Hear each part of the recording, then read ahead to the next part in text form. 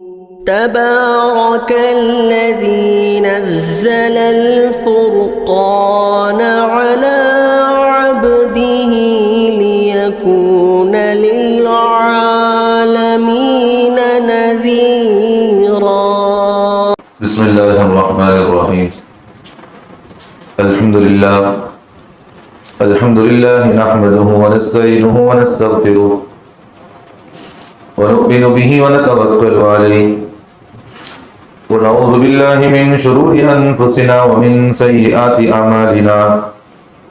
من يهده الله فلا مضل له ومن يضلله فلا هادي له. ونشهد أن لا إله إلا الله وحده لا شريك له ونشهد أن سيدنا ونبينا وحبيبنا ومولانا محمدا عبده ورسوله. أما بعد فأعوذ بالله من الشيطان الرجيم. بسم الله الرحمن الرحيم. ولا تقولوا لمن يقتل في سبيل الله أموات بل أحياء ولكن لا تشعرون. اللهم صل على محمد وعلى آل محمد وبارك وسلم. عزیز ساتھیو، محرم الحرام کا مہینہ چل رہا ہے اور آج محرم کی 10ویں تاریخ 1واں مہینہ 1440 ہجری کا چل رہا ہے اور انگریزی تاریخ کے حساب سے آج 26 تاریخ 6واں مہینہ 2026 چل رہا ہے. جیسا کہ آپ حضرات جانتے ہیں، گزشتہ جمعہ آپ کے سامنے محرم کے سلسلے میں کچھ ضروری باتیں بتائی گئی. بعض چیزیں وہ ہوتی ہیں جو انسان علم ہونے کے باوجود بھی اس کو گناہ نہیں سمجھتا، بلکہ بندہ یہ سمجھتا ہے کہ یہ گناہ نہیں بلکہ یہ تو ثواب کا کام ہے، اور آدمی اس گناہ کو بڑی اہمیت کے ساتھ، بڑی محبت کے ساتھ، بڑی عظمت کے ساتھ کرتا ہے، اور اس کو اس بات کا احساس بھی نہیں رہتا کہ بھئی یہ چیز نہ اللہ اس کے رسول نے ہمیں ان کی تعلیم دیے ہیں، اور جس کو اللہ تبارک و تعالیٰ نے ہمارے لیے آئیڈیل بنایا ہے، جس کو اللہ نے کہا کہ اگر تم کامیاب ہو سکتے ہو، اگر تم کامران ہو سکتے ہو، اگر تم کسی کے نقش قدم پر چل کر تم کامیاب ہو سکتے ہو، تو وہ ہے محمد رسول اللہ صلی اللہ علیہ وسلم. لقد كان لكم في رسول الله اسوة حسنة لمن كان يرجو الله واليوم الآخر. اللہ تعالیٰ فرماتے ہیں کہ تمہارے لیے اگر دنیا میں کوئی بہترین نمونہ ہے جو تمہارے لیے ہدایت کا راستہ بنا سکے اور تمہارے لیے صحیح راستہ بتا سکے، اہدنا الصراط المستقیم، جو سیدھا راستہ ہے جو تمہیں بتا سکتا ہے، تو وہ محمد رسول اللہ صلی اللہ علیہ وسلم ہے.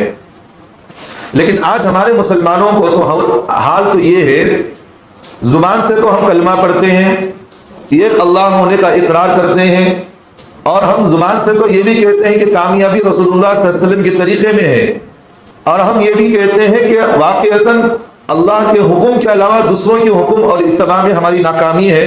یہ ساری باتوں کا علم ہمیں ہونے کے باوجود بھی اگر کوئی انسان اللہ کے احکامات کو چھوڑ کر رسول اکرم صلی اللہ علیہ وسلم کے طریقے کو چھوڑ کر زندگی کرتا ہے تو اس سے بڑا نادان، اس سے بڑا کم وقت اور کوئی نہیں ہو سکتا. ایک تو میں نے آپ کو بتا دیا کہ یہ سیدھا راستہ ہے، اور آپ کو ہم نے بتا دیا کہ اس راستے پر اگر چلنا ہے تو یہاں سے دیکھ کر جاؤ کہ کیونکہ درمیان میں گڑے بھی ہوں گے، وہاں درمیان میں تمہیں ٹھوکر بھی لگیں گے، وہاں جنگل و بیابان بھی ہوگا جہاں تمہیں چیر پھاڑ کھانے والے جانور بھی ہوں گے. تو سمجھدار آدمی کیا کرتا ہے کہ اس رہبر کی بات کو مان کر عمل کرنے کی کوشش کرتا ہے، اور وہاں جو ہے جاتے وقت بڑی احتیاط کے ساتھ جاتا ہے. لیکن اگر کوئی بندہ علم ہونے کے باوجود، معلوم ہونے کے باوجود، سننے کے باوجود اور کہنے کے باوجود اپنی ہٹ درمی پر عمل کرتا ہو تو اسے عقل مند نہیں کہا جاتا، اسے کہا جاتا ہے کہ بے وقوف ہے، شرارت پن ہے، خباثت پن ہے، اپنی زندگی کے اندر اللہ اس کے رسول کو ناراض کرنا اپنی زندگی میں ٹھان لیا ہے، اور جس چیز سے اللہ اس کے رسول ناراض ہوتے ہو اس چیز کو یہ سمجھ کر کرتا ہے کہ یہ میرا زندگی کا مقصد ہے. آدمی اگر جنت چاہتا ہے تو جنت کے راستے پر چلنے کے لیے جو بندہ جو انسان کو جنت والا راستہ بتائے اس انسان کے بات کو مان کر چلیں گے تو آدمی جنت کی طرف جا سکتا ہے. نہیں جنت کو میں اپنی منمانی کے طور پر جاؤں گا، جیسا مجھے دل چاہے میں ویسا عمل کر کے جنت میں جاؤں گا، تو انہیں جنت میں جا سکتا ہوں؟ نہیں جا سکتا ہوں۔ مثال کے طور پر اللہ تعالیٰ نے فجر کی نماز میں کتنی رکعتیں رکھی ہیں؟ 2 رکعتیں رکھی ہیں فرض، اور سنت کیا ہے؟ 2 رکعت سنت ہے۔ اگر کسی نے یہ کہا کہ بھئی میں 2 رکعت کیوں پڑھوں، میں اللہ سے راضی ہو گیا، میں اللہ کو راضی کرنا چاہتا ہوں، میں جو ہے اللہ کو خوش کرنا چاہتا ہوں، بجائے مجھے 2 رکعت کے مجھے 3 رکعت میں 4 رکعت میں پڑھ لیتا ہوں، اور میں بجائے 2 رکعت سنت پڑھنے کے میں 4 رکعت سنت پڑھوں گا ایک سلام کے ساتھ، تو اس انسان سے کہا جائے گا کہ تو جو راستہ اختیار کر رہا ہے یہ راستہ تو صحیح ہے، لیکن جو عمل تو صحیح طریقے سے نہیں کرا یہ عمل تیرے لیے قبول نہیں ہے۔ راستہ صحیح ہے، نماز عبادت صحیح ہے، لیکن جو عمل اس نے کیا ہے یہ عمل اس کا قابل قبول نہیں ہوگا۔ کیوں قبول نہیں ہوگا؟ کیونکہ اللہ کے حکم کو ماننا، اس کے طریقے کو ماننا، اس کی اتباع کرنا، تو اسے کہا جاتا ہے کہ وہ اللہ کو یت مانتا ہے، اللہ کے حکموں کو ماننے والا ہے، اور رسول اللہ صلی اللہ علیہ وسلم کے طور و طریقے کو اپنی زندگی کا مقصد بنا کر عمل کرنے والے کو کہا جاتا ہے کہ یہ اللہ کے رسول کا واقعتاً عاشق رسول ہے۔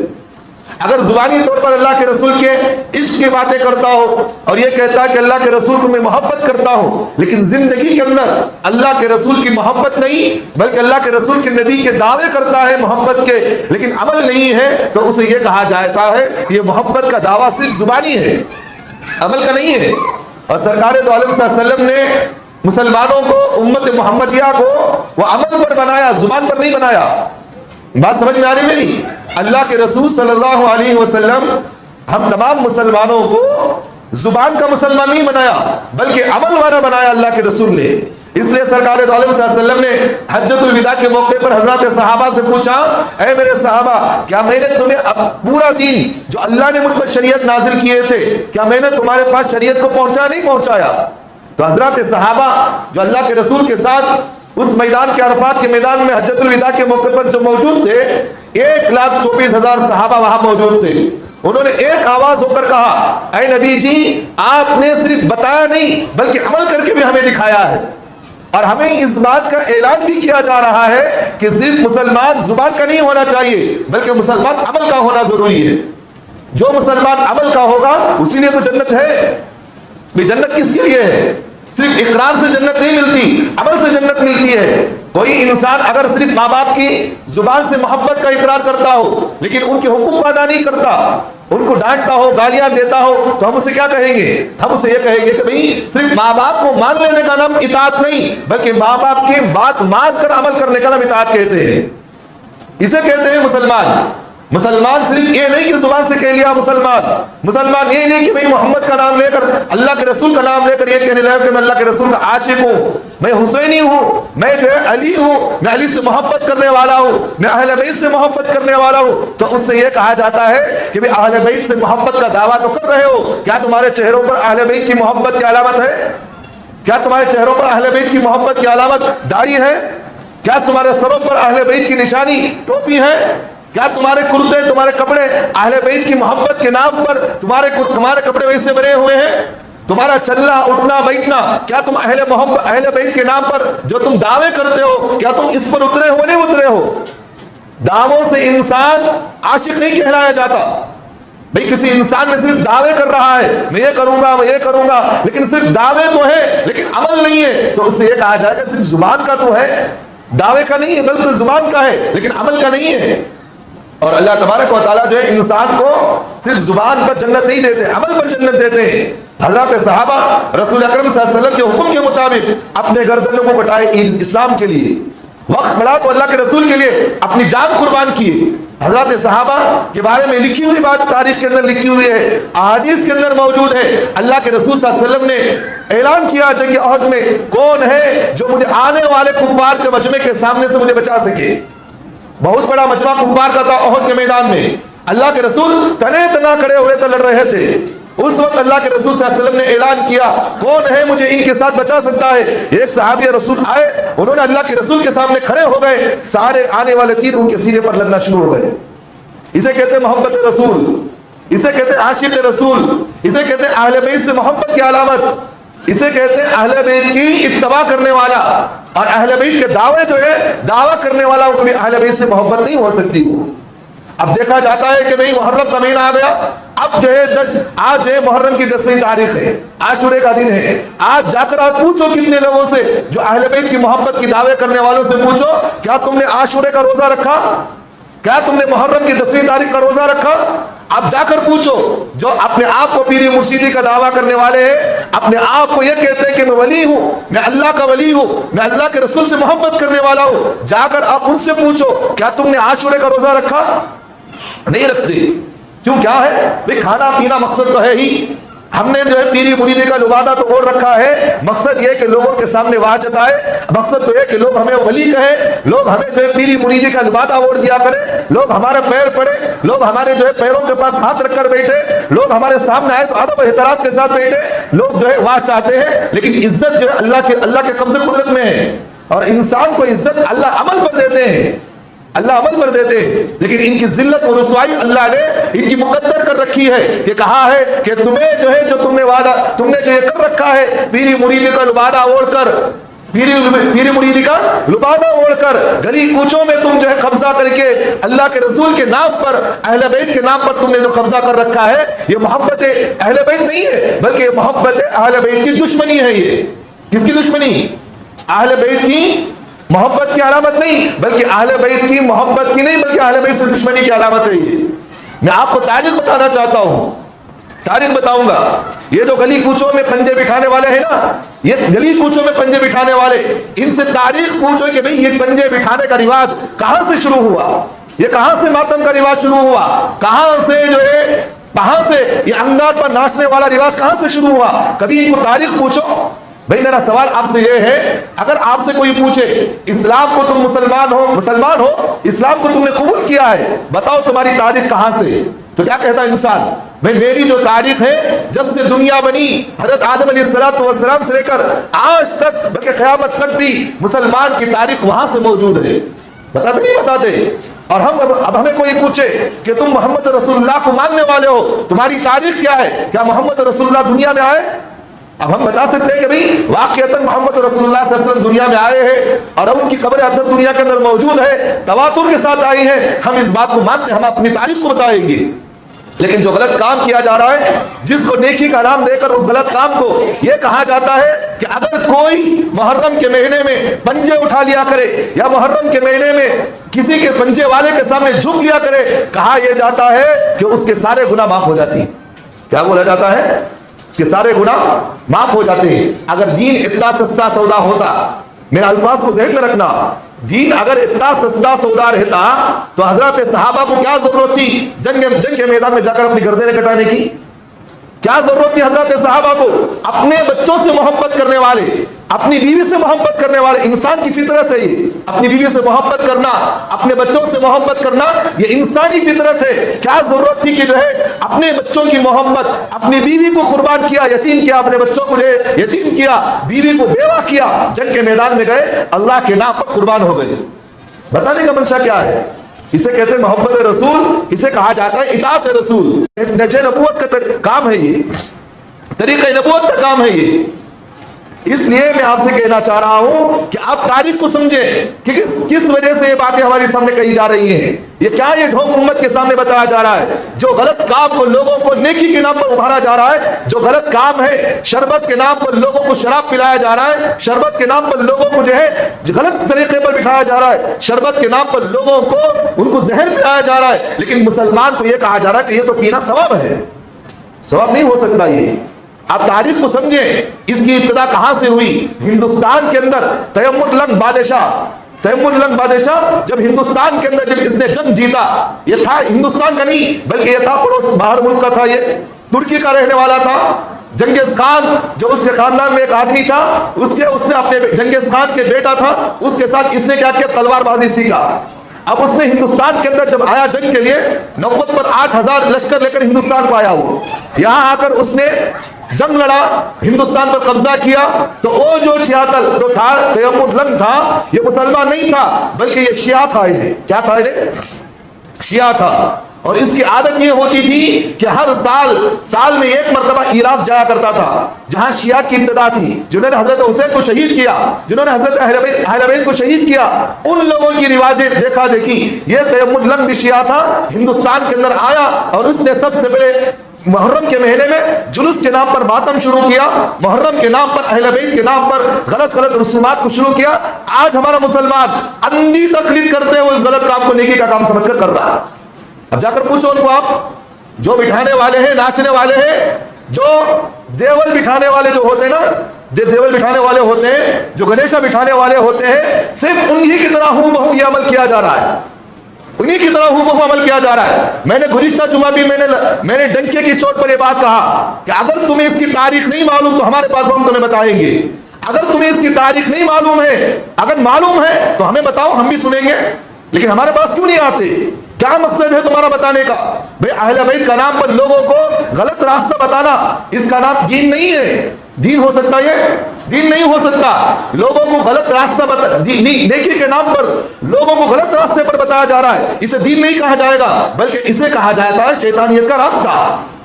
آپ سوچو تو صحیح، ایک دیول ایک مندر بٹھایا، اس کے سامنے جا کر سر جھکا رہے، یہ گناہ ہے کہ نہیں ہے؟ ایک مسلمان گیا جو اللہ کا کلمہ پڑھتا ہے، رسول اللہ کے طریقے پر چلتا ہے، وہ بھی گیا ایک منچ کے نام سامنے جا کر سر جھکایا، اس میں اور اس میں کیا فرق رہا؟ مجھے بتاؤ، رہا کچھ فرق؟ وہ بھی وہاں جا کر اس دیوی کے سامنے کھڑے ہو کر اس کے پیر پڑھ کے آتا ہے، یہ بھی گیا وہاں جا کر منتیں مان کر اس کے بھی جو ہے اس کے سامنے جا کر کپڑا چھینک کر ہاتھ چھینکو پڑھ کر آتا ہو۔ اس میں کیا فرق رہا؟ اب میں سوال آپ سے کرنا چاہتا ہوں، غیر اگر کرے تو ہم اسے کافر کہتے ہیں، غیر اگر کرے تو اسے کافر و مشرک کہیں گے، لیکن مسلمان کرے تو کیا مسلمان ہو سکتا انہیں؟ سوال میرا سمجھ میں آ رہا ہے؟ غیر اگر کسی مورتی کے سامنے سر جھکائے تو ہم اسے کیا کہتے ہیں؟ کافر کہیں گے۔ اگر کوئی مسلمان اگر کسی مورتی کے سامنے سر جھکائے تو اسے مسلمان کہا جا سکتا ہے؟ نہیں کہا جا سکتا اسے مسلمان، اسے بھی یہی کہا جائے گا کہ تو بھی مشرک ہے جو خدا کے علاوہ کسی اور کو خدا بنایا ہے۔ جیسا اللہ نے قرآن مجید میں فرمایا ان الشرک لظلم عظیم، اللہ کہتے کھاتے میرا ہو، پیتے میرا ہو، میری زمین پر رہتے ہو، میرے آسمان تلے رہتے ہو، میری ہر چیز استعمال کرتے ہو، لیکن پکارتے کسی اور کو ہو۔ اب سوال ہمارے ساتھ یہ کیا جاتا ہے حضرت، اللہ کے پاس پہنچنے کے واسطے وسیلہ ہونا نا، بولتے نہیں بولتے؟ اب ان کو مان کو ولیوں کو مان کچھ نہ اوپر جانا سو ہم کہتے ہیں اللہ جو ہے کسی ولی کا محتاج نہیں ہے، اللہ کسی ولی کا محتاج نہیں ہے۔ دنیا کے کام کے لیے ہم محتاج ہو سکتے ہیں، لیکن خدا ساری دنیا کا بادشاہ ہے۔ یہ اللہ وہ ہے جو کسی کا محتاج نہیں، کسی ولی کا محتاج نہیں۔ یاد رکھنا، مسئلہ ذہن میں رکھو، اگر کوئی مسلمان یہ سمجھتا ہے وسیلے کے بغیر دعا قبول نہیں ہوتی تو یاد رکھنا اس نے اللہ کو محتاج بنایا۔ کیا محتاج بنایا؟ اللہ اگر دعا قبول کرنا بولے تو یہ ولی کا وسیلہ لینا ضروری ہے، اگر یہ وسیلہ نہیں دیے تو اللہ دعا نہیں قبول کرتا، تو اللہ اس کا محتاج ہے کیا؟ اللہ اس کا محتاج ہے؟ بس میری بات آپ کو سمجھ میں آ رہی ہے؟ اللہ اس کا محتاج ہے؟ اللہ کسی کا محتاج نہیں، اللہ جو ہے ورا ورا ہے، اللہ نہ کسی کا پہلے محتاج تھا نہ اللہ آئندہ کسی کا محتاج ہوگا۔ اور جو خدا کسی کا محتاج ہو جائے وہ خدا نہیں رہتا۔ خدا وہ ہے جو کسی کا محتاج نہیں، خدا وہ ہے جو ہر چیز سے بے نیاز، ہر چیز سے بے نیاز ہوتا ہے خدا۔ لیکن آج ہمارا مسلمان کیا بولتا؟ وہاں جانا بولے تو ان کو مولانا حضرت بھئی وسیلہ دو، اچھی بات ہے، اللہ سے کہو کہ اللہ یہ تیرے نیک بندے ہیں، ان کی تو فعل ہماری دعا قبول فرما، تو فعل تو ہم دے سکتے ہیں، لیکن اسے ضروری نہیں سمجھا جا سکتا، ضروری نہیں سمجھا جا سکتا اس کو۔ اس لیے میں آپ سے کہتا ہوں کہ ان سے تاریخ پوچھو جو تم لوگوں کو جو ہے غلط راستے پر دکھا رہے ہو، تاریخ پوچھو، کوئی تاریخ نہیں بتا سکتے۔ اب دیکھا یہ جا رہا ہے، افسوس کی بات یہ ہے، خون کے آنسو رونے کی بات ہماری ہے، خون کے آنسو رونے کی بات ہے۔ مسلمانوں کے علاقوں کے اندر یہ چیزیں ہو رہی ہیں جو افسوس کی بات یہ ہے، کوئی مسلمان جو کلمہ پڑھنے والا اس کے دل کے اندر اتنی غیرت بھی نہیں ہے اس جا کر اس برائی کو روک سکے، اتنی بھی غیرت نہیں ہے۔ افسوس کی بات کیا ہے کہ وہ برے کام کو دیکھنے کے لیے ہماری مستورات کو بنا سوار کر، بے ڈھنگا بنا کر، بن سور کر ہماری مستورات کو لے جا کر اس کے سامنے کھڑا کرتی نہیں کرتے۔ اس سے بڑے افسوس مندی کی بات کیا ہونا بتاؤ مجھے؟ میں آپ سے اس لیے بار بار کہتا ہوں، آپ سے بار بار میں کہتا ہوں، کوئی اگر دین کے نام پر ہمیں ہمارے ایمان کو خراب کرنا چاہے تو ہم چوکنا رہنا اس بات کو۔ اب محرم کا مہینہ 10ویں تاریخ، آج روزہ رکھنا تھا، جا کر آپ کتنے لوگوں سے پوچھو کیا تم نے روزہ رکھا؟ یہ بٹھانے والوں سے پوچھو آپ جا کر کے، یہ جو ہے انگار میں ناچنے والوں سے پوچھو کیا تم نے محمد رسول اللہ کا سنت طریقہ جو ہے، اللہ کے رسول نے فرمایا رمضان کے بعد اگر کوئی روزے افضل ہیں تو محرم کے روزے ہیں۔ کون سے روزے؟ محرم کے روزے، اور محرم کے روزوں میں بھی سب سے افضل روزہ عاشورہ کا روزہ۔ اللہ کے رسول نے فرمایا ایک روزہ اگر کوئی عاشورے کا رکھ لے، اللہ کے رسول نے فرمایا پچھلے سال جو ایک سال گناہ ہوئے ہیں وہ سارے گناہ معاف ہو گئے اس کے۔ یہ عمل کوئی کسی کو نظر نہیں آتا۔ کھانا پینا بولے تو بڑا مزہ حضرت، اور ایسے مولی سمجھ ہم نہ پسند جو کھانے کی دعوت دیتی نا، جو کھانے کے واسطے بولتی پکاؤ بھی کھانا، ہم نا یہ کھاؤ یہ فضیلت، وہ کھچڑا پکاؤ وہ فضیلت، وہ یہ پکاؤ وہ فضیلت، کوئی کھچڑا بھی نہیں، کوئی مندی بھی نہیں، کوئی بھی نہیں ہے اس میں۔ یاد رکھنا اس بات کو، میں بھی تاریخی بات میں کہہ رہا ہوں، حضرت حسین کو جس وقت کربلا میں شہید کیا گیا اسی رات کو خوارج نے اس وقت رات میں علل اعلان دعوت کیا گیا۔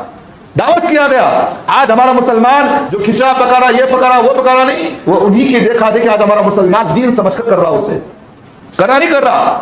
اب دیکھو محرم کے نام پر آج 10ویں تاریخ ہے، گلی گلیوں میں دیکھو شربتیں تقسیم کی جا رہی ہیں، بتایا جاتا ہے شربت پینا ثواب ہے۔ ممبر رسول پر میں بیٹھ کر کہہ رہا ہوں، اللہ کے رسول 10 محرم کی 10ویں تاریخ کو اللہ کے رسول نے سنت یہ کہا روزہ رکھو، اللہ کے رسول نے کہا، اب انہیں بجائے روزہ رکھنے کے علل اعلان شربت پیتے ہوئے کہتا ہے محمد رسول اللہ کا حکم ہمیں پسند نہیں۔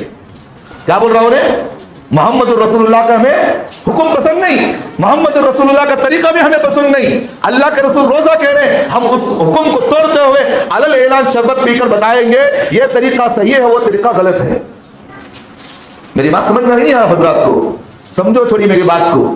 اس لیے میں کہہ رہا ہوں دین کے نام پر آج جو ہے لوگوں کو غلط طریقے پر، غلط راستوں پر لیا جا رہا ہے۔ اس طرح کی چیزوں سے آپ بچ کر رہیں۔ جب بھی محرم آتا ہے تو 3 کام زیادہ تر ہوتے ہیں۔ کتنے کام؟ 3 کام ہوتے۔ پہلا کام یہ ہوتا ہے، پہلا کام یہ کیا جاتا ہے، جو مثبت انداز کے لوگ ہوتے ہیں، جو اہل حق ہوتے ہیں، جو اہل سنت اور جماعت احناف دیوبند سے جو تعلق رکھنے والے اہل سنت ہوتے ہیں، وہ کیا کرتے ہیں محرم کے مہینے میں عبادت کو اپنی زندگی کا مقصد بناتے ہیں۔ اب عبادت کو مقصد، اور دوسرے نمبر پر کچھ وہ لوگ ہوتے ہیں جو اہل بیت کے نام پر، حضرت حسین کی شہادت کے نام پر دوسروں کو جو ہے کم تر کر دینا۔ بھئی مثال کے طور پر حضرت حسین کو شہید کیا گیا، یہ ہمیں معلوم ہے، یہ تاریخ بھی ہم جانتے ہیں، دنیا میں اس سے بڑا ظلم کسی پر ہوا ہے اہل بیت میں تو کسی کے ساتھ اتنا نہیں ہوا ہے۔ میدان میں بلایا گیا، دھوکہ دے کر بلایا گیا اور سب کے سامنے شہید کیا گیا، ہم اس بات کو مانتے ہیں، یہ بہت بڑا ظلم ہے۔ لیکن بعض صحابہ وہ ہیں جو حضرت حسین کے مرتبے سے بڑے ہیں۔ کون؟ حضرت عمر فاروق رضی اللہ عنہ، یہ حضرت حسین سے مرتبے میں بڑے ہیں، اور حضرت عثمان غنی رضی اللہ عنہ جو اللہ کے رسول کے داماد ہیں، جن کو اللہ کے رسول نے 2 بیٹیاں آپ ان کو دی تھی، ذی النورین کہا جاتا ہے، یہ حضرت حسین کے مرتبے سے بڑے ہیں۔ یہ اب بتاؤ کہ حضرت حسین کو نام پر جو ماتم کرنے والے ہیں ان سے پوچھو حضرت عثمان غنی کو جو شہید کیا گیا یہ کیسا شہید کیا معلوم؟ کس طرح شہید کیا؟ خوارج انہوں نے حضرت عثمان غنی رضی اللہ عنہ کے گھر کو اطراف سے گھیر لیے، اور حضرت عثمان غنی گھر کے اندر موجود ہیں، اور آئے کہاں سے؟ گھر کا چھت توڑ کر اندر گھس کر اندر گھس کر آ کر حضرت عثمان غنی کے چھاتی پر بیٹھ گئے، ان کے سینے پر بیٹھ کر چاقو لے کر ان کے سینے پر گھسایا گیا۔ کون؟